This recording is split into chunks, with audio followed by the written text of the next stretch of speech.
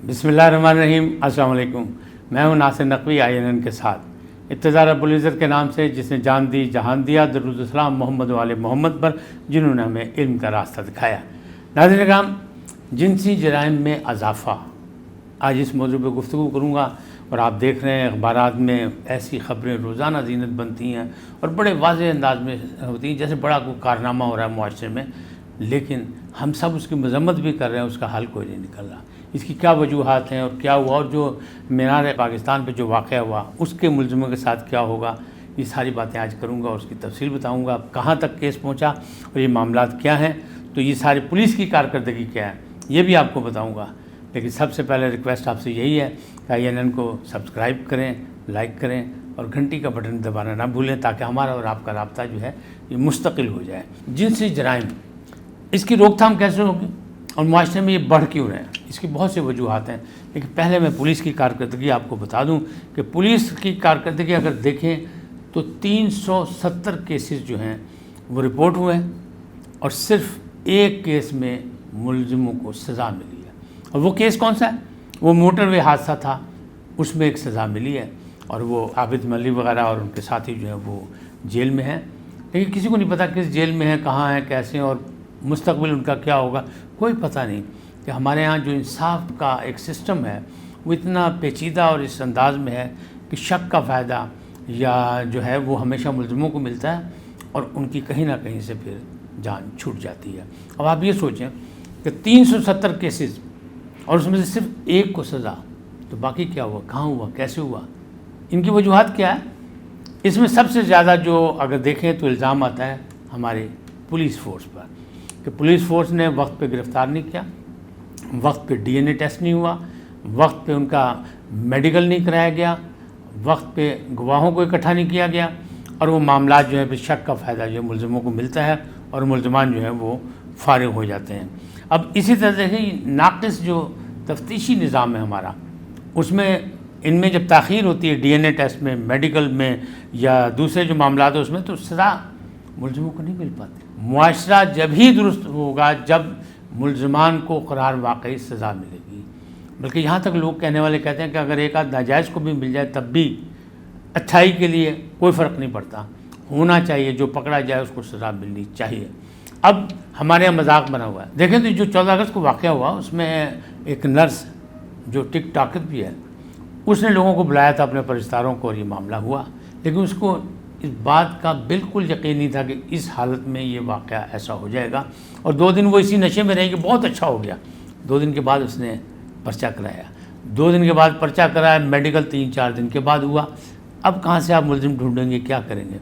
वो एक प्रोग्राम में कह रही थी कि मेरे निशानात इतने थे मेरे जिस्म पे ये था, लेकिन जब वो प्रोग्राम में बैठी तो उनकी ना चेहरे पे निशान था ना बाद में। लेकिन जब पुलिस ने बाद में कहा तो उन्हें मेडिकल कराया तो कहते जी जिस्म पे निशान है, नील के निशान भी हैं, खराश भी हैं, लेकिन उनकी गर्दन भी बिल्कुल साफ़ थी, उनका चेहरा भी बिल्कुल साफ़ था। फिर जब उनकी आगे जाके उनकी निशानदही करनी है, जब उनको कैंप जेल बुलाया गया तो उसमें उन्होंने पुलिस से तावन नहीं किया, बल्कि कहा मेरी तबीयत नासाज है लिहाजा मैं नहीं आ सकता। अब आप ये सोचें चंद लम्हों के लिए कि जो 350 बच्चे नौजवान जो पकड़े गए उसमें कुछ जायज़ हैं कुछ नाजायज़ हैं, लेकिन मैं कुछ नहीं कहता, मैं कहता हूँ जो पकड़े गए वो नामजद मुलज़िम तो हो गए। अब उनकी निशानदही करनी है, किसने करनी है? शनाख्त परेड होगी, शनाख्त किसने करनी है? मोहतरमा ने करनी है। मोहतरमा नहीं गई, कितने ख़ानदान परेशान हैं। और फिर वैसे भी आप बताएं कि जो नज़दीक थे वो 8, 10, 15, 20 होंगे और ये कैसे उन 400 लोगों की निशानदही कर देंगी, तो सज़ा कैसे मिलेगी? नहीं सज़ा मिलेगी इसमें भी। अब पुलिस अफसरान कहते ये हैं जो मुख्तलिफ़ साबिक़ IGs हैं, अहमद नसीम साहब हैं या वो अब्बास लक साहब हैं या दूसरे जितने भी हैं, उनका कहना है ये कि जो अफसरान मुअत्तल किए गए हुकूमत की जानिब से, उसकी वजूहत ये नहीं है, वो सिर्फ लोगों को खुश करने के लिए किए गए कि हुकूमत ने एक कारनामा अंजाम दिया, वरना उसकी भी कोई ज़रूरत नहीं थी, क्योंकि मामला वहाँ का नहीं है, मामला तो निचली सतह का है। अब मुद्दई जो है 3रे दिन पर्चा करा रही, 4थे दिन 5वें दिन जो है वो अपना क्या कहते हैं मेडिकल करा रही है, फिर बाद में वो उसको परसू नहीं कर रही, फिर वो शनाख्त परेड में नहीं जा रही, तो फिर कहाँ से इंसाफ मिलेगा, कैसे होगा? एक तो इंसाफ का तरीक़ेकार ही मुश्किल है, हमारे यहाँ पेचीदा है, दूसरी जानिब जो है मुद्दई खुद भी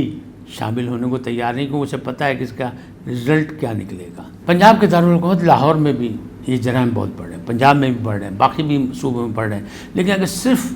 دارالحکومت لاہور کا جائزہ لیا جائے تو ہمارے یہاں جو ہے وہ صدر ڈویژن جو ہے وہ فرسٹ آیا، وہاں 97 کیسز رپورٹ ہوئے ہیں، جبکہ کچھ کیس ایسے بھی ہوں گے جو رپورٹ نہیں ہوئے، اور سیکنڈ پہ جو ہے کینٹ ڈویژن ہے وہاں،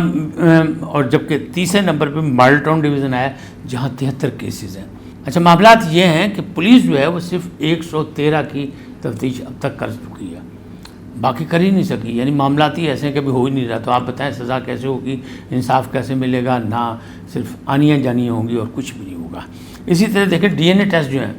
وہ بھی بڑے ناقص انداز میں ہو رہے ہیں، اور یعنی 91 ڈی این اے ٹیسٹ ہوئے اور ان میں سے بھی رپورٹ جو ناقص آئی ہیں، تو کیا معاملہ ہوگا؟ معاشرہ اب نہیں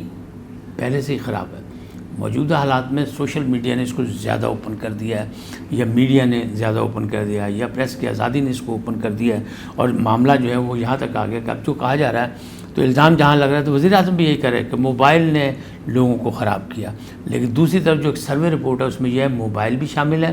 منشیات بھی شامل ہیں، اور والدین کی بچوں سے دوری بھی شامل ہے، بلکہ بچوں کو جو ہم اعلیٰ تعلیم دے رہے ہیں تو اس میں وہ اتنے مصروف ہو جاتے ہیں کہ بچوں کا اور والدین کا رابطہ جو ہے وہ آپس میں ٹوٹ جاتا ہے،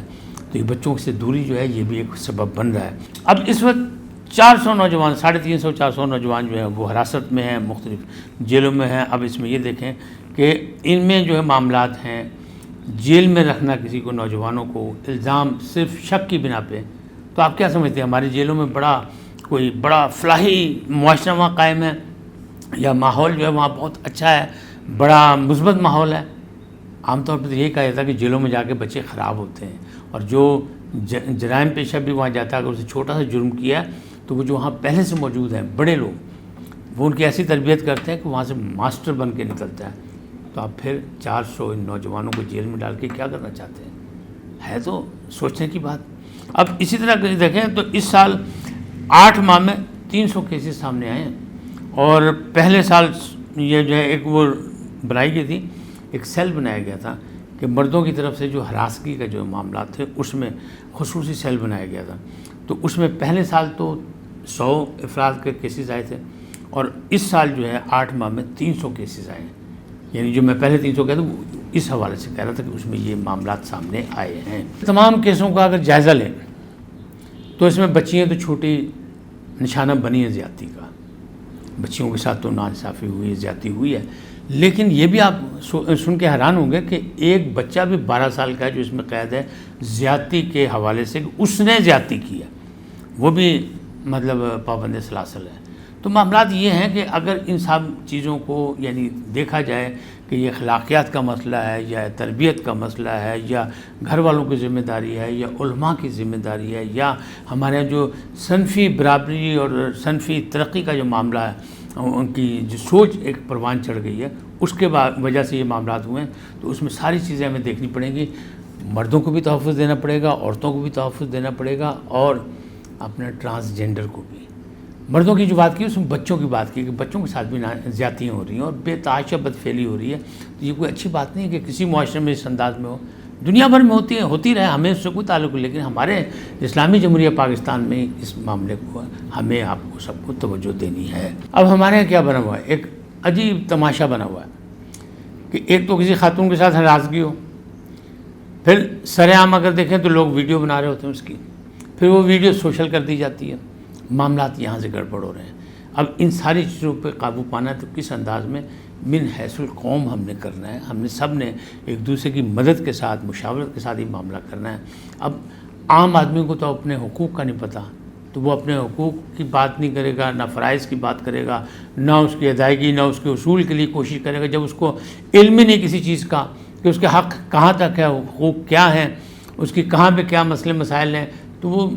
بھاگ دوڑ نہیں کرتا۔ وہ نہ سزا کسی کو دلانا چاہتا ہے، نہ وہ کسی کو مجرم بنانا چاہتا ہے، وہ صرف یہ کہتا ہے کہ جی مجھے زندہ رہنے کا حق دیا جائے۔ یقینی بات ہے، یہ مملکت کا کام ہے کہ اسے زندہ رہنے کا حق دیا جائے،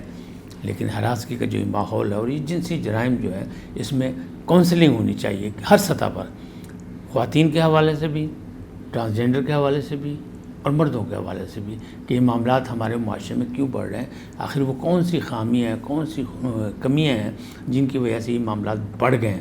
میں پہلے بھی کہہ چکا ہوں یہ خرابیاں پہلے بھی تھیں، لیکن پہلے پوشیدہ تھیں، اب اوپن ہو گئی، تو لہٰذا ہم سب کا فرض بنتا ہے کہ ہم اس کو خاتمے کے لیے کوئی کام کریں۔ اور یہ ایسا ہی ہے کہ جو مینار قرارداد پاکستان کا جو واقعہ ہے اس پہ مجرموں کو سزا ملنی چاہیے، اس میں کوئی دو رائے نہیں ہے، لیکن جس انداز میں اس کیس کو ڈیل کیا جا رہا ہے مجھے یقین ہے، 100% یقین ہے کہ ایک بے قصور مارا جائے تو مارا جائے، ورنہ کوئی اس کا رزلٹ نہیں نکلے گا، تو یہ معاملہ بھی گڑبڑ ہے۔ تو انصاف کے تقاضے پورے ہونے چاہیے،